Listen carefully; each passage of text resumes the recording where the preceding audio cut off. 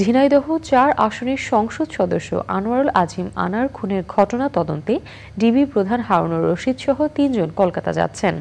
আজই তারা কলকাতা যাবেন বলে জানা গেছে। এ ঘটনায় গ্রেপ্তার ৩ জনকে ৮ দিনের রিমান্ডে নিয়েছে গোয়েন্দা পুলিশ ডিবি। মিন্টো রোডে ডিবি কার্যালয়ে ভারত ও বাংলাদেশের গোয়েন্দাদের ব্যাপক জিজ্ঞাসাবাদের পর তাদের আদালতে হাজির করে রিমান্ড চান তদন্ত কর্মকর্তা।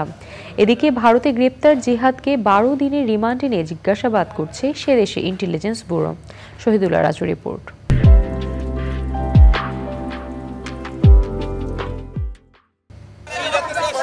সংসদ সদস্য আনোয়ারুল আজিম আনারের হত্যাকাণ্ডে চরমপন্থী নেতা শিমুল ভুইয়া ওরফে আমানুল্লাহ, তানবীর ভুইয়া ও শিলাস্তি রহমানকে ব্যাপক জিজ্ঞাসাবাদের পর সম্পৃক্ততা পাওয়ায় অপহরণ মামলায় তাদের গ্রেপ্তার দেখায় গোয়েন্দা পুলিশ ডিবি। শুক্রবার বিকেলে তাদের হাজির করা হয় ঢাকার চিফ মেট্রোপলিটন ম্যাজিস্ট্রেট আদালতে। অধিকতর জিজ্ঞাসাবাদের জন্য ৩ জনকেই ১০ দিনের রিমান্ডে চায় ডিবি। আনোয়ার আজিমের মেয়ের অপহরণের একটা মামলা করা ছিল, সেই অপহরণ মামলায় আজকে ৩ আসামিকে রিমান্ডের আবেদন করছেন। ১০ দিন করে রিমান্ড চেয়েছেন।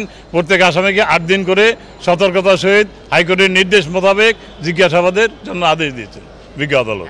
হত্যার সবকিছু যখন উন্মোচন হবে তখনই হত্যা মামলায় রূপান্তরিত হবে। আসামিদের পক্ষে কোনো আইনজীবী শুনানি না করলেও শিলাস্তি রহমান নিজেই আদালতের কাছে নিজেকে নির্দোষ দাবি করেন। আসামির পক্ষে কোনো আইনজীবী ছিল না, কোনো প্রেয়ারও ছিল না, কোনো বক্তব্যও তাদের ছিল না। শুধু শিলাস্তি রহমান বলেছিল যে আমাকে কেন অ্যারেস্ট করা হলো, আমি তো কিছুই জানি না। আসামিদের ৮ দিনের রিমান্ড মঞ্জুর করে আদালত। পরে কড়া পাহারায় তাদেরকে মিন্টো রোডে ডিবি কার্যালয়ে নিয়ে যাওয়া হয়। এদিকে কলকাতায় নিউ টাউনের ফ্ল্যাটে সংসদ সদস্য আনার হত্যাকাণ্ডের ঘটনায় দায়ের করা মামলায় জিহাদ হাওলাদার ওরফে কসাই জিহাদকে গ্রেপ্তার দেখিয়ে আদালতে হাজির করে ২ সপ্তাহের পুলিশ রিমান্ড চান তদন্তকারী কর্মকর্তা। ১২ দিনের রিমান্ড মঞ্জুর করে পশ্চিমবঙ্গের বারাসাত আদালত। কলকাতা পুলিশ বলছে, হত্যার পর কসাই জিহাদ মৃতদেহ টুকরো টুকরো করেছে।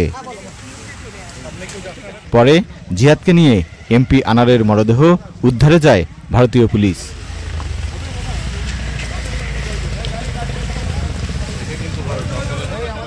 ঢাকার শেরেবাংলা নগর থানার মামলা এবং কলকাতায় দায়ের করা মামলা সমন্বয় করে তদন্ত করছেন দুদেশের গোয়েন্দারা।